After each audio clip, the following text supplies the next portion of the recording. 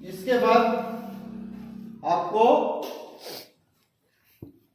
Welder को चाहिए कि कभी भी अपने वेल्डिंग मशीन में जब भी हम कनेक्शन लें तो ये पूरी तरह से हम श्योर हो लें कि हमारे वेल्डिंग मशीन का कनेक्शन जो आया वो आरसीसीबी से होकर के ही आना चाहिए, यानी आपके पैनल के ऊपर आरसीसीबी लगा होना चाहिए, ताकि किसी कारणवश करंट बढ़ा या लीक किया तो आपको तुरंत पता लग जाए और वो मशीन अपने आप ट्रिप कर जाए, किसी तरह का कोई खतरा ना हो। और ये भी ध्यान रखेंगे कि अक्सर देखने के लिए मिलता है कि लोग क्या टॉप इलेक्ट्रिकल टॉप निकाल देते हैं, केवल ऐसा वायर डालते हैं, तो ये बिल्कुल गलत है। अभी भी फ्लैश होगा और बोर्ड में भी आग लगेगा और करंट आपके चारों साइड भी फैल जाएगा, तो इससे आपको खतरा हो सकता है।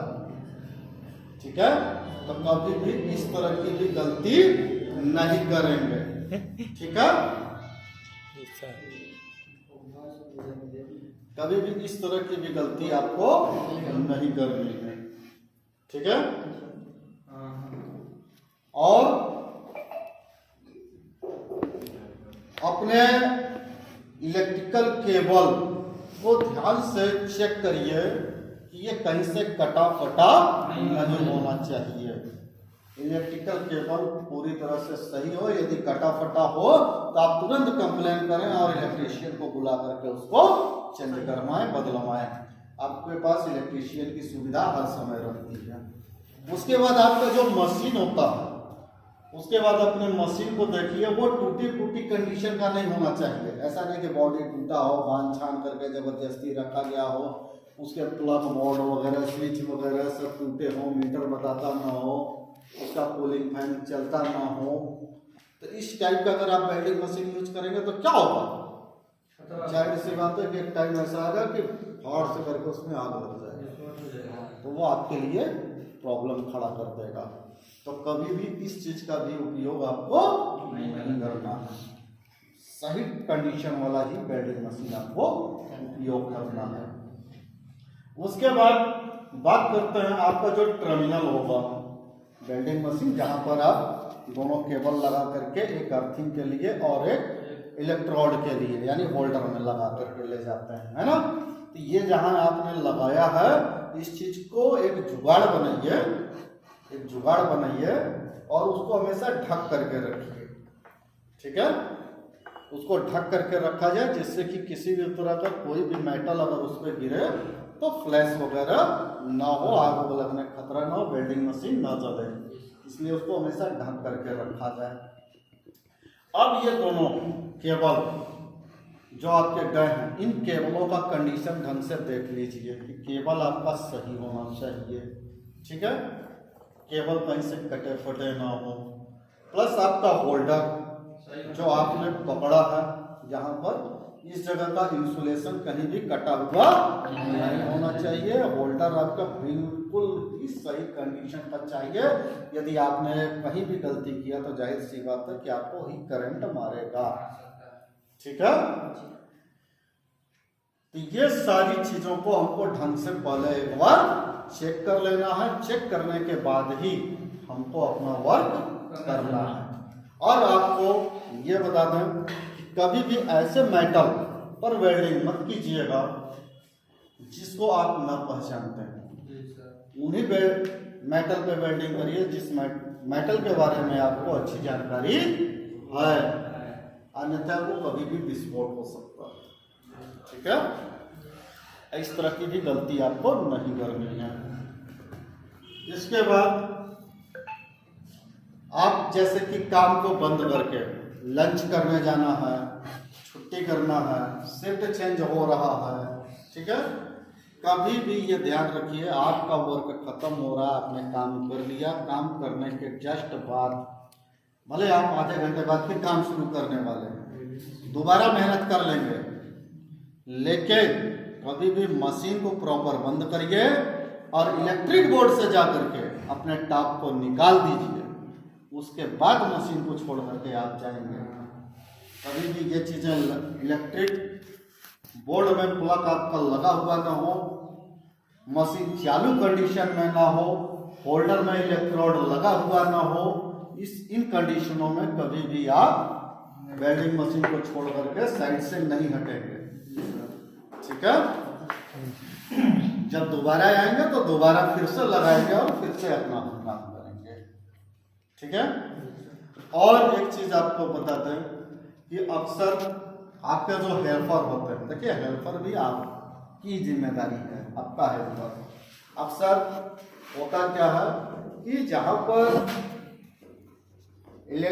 वेल्डिंग केबल लपेट करके रखा गया रहता है, वो रोल करके, और हेल्पर को बोला जाता है केबल को थोड़ा दूसरी जगह पे शिफ्ट करो, वो क्या करता है सारे रोल को एक साथ उठा के कंधे पे लेता और लेकर के चल देता है और दूसरी जगह ले जा करके शिफ्ट करता है।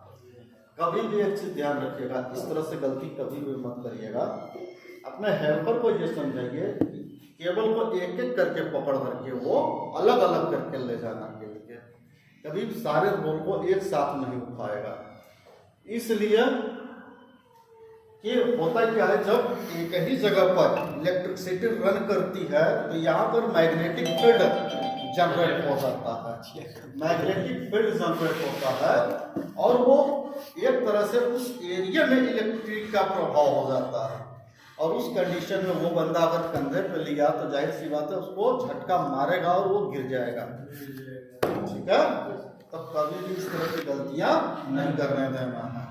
ठीक है, तो इन सभी चीजों पर विशेष ध्यान रखें। उसके बाद एक चीज आपको और ध्यान देना है कि कभी भी वेल्डिंग करने से पहले वेल्डिंग का स्थान सही होना चाहिए, यानी जगह गीला ना हो। अगर गीला होगा तो जाहिर सी बात है कि वो अर्थ से कनेक्ट हो जाएगा, अर्थिंग ले लेगा और आपको शॉक मार सकता है।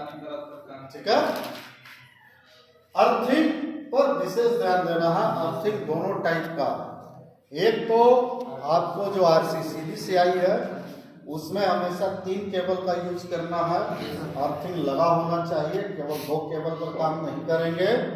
ठीक है, वायर उसके तीनों होने चाहिए, फेस, न्यूट्रल और अर्थिंग।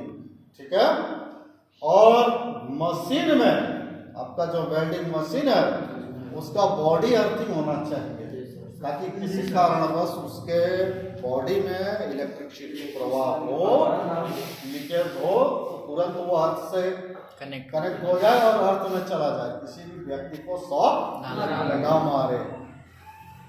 इसके अलावा आपको बताते हैं, ये तो सारी वेल्डिंग की बातें हो गई। डिपार्टमेंट के द्वारा आपको एक रबर मैट दिया जाता है, इस रबर मैट को आपको वेल्डिंग मशीन के सामने भी लगाना है और इलेक्ट्रिक बोर्ड के सामने भी लगाना है, ताकि किसी कारणवश ये आपको शॉक न मार सके। ठीक है, तो ये दोनों जगहों पर होना चाहिए।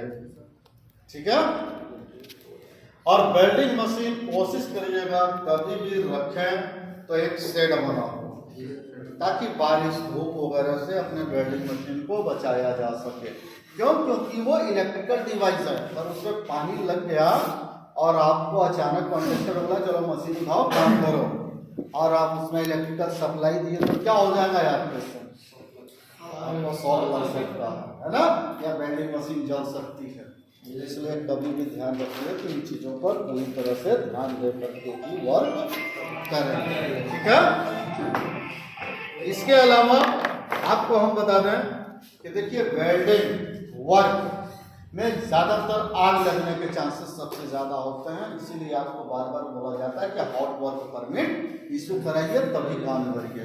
आप सभी लोग हॉट वर्क परमिट लेकर के इंजीनियर साहब के माध्यम से तभी आप लोग काम करते हो, है ना। लेकिन कभी आपने सोचा कि ये आग लगने के कारण क्या क्या हो सकते हैं?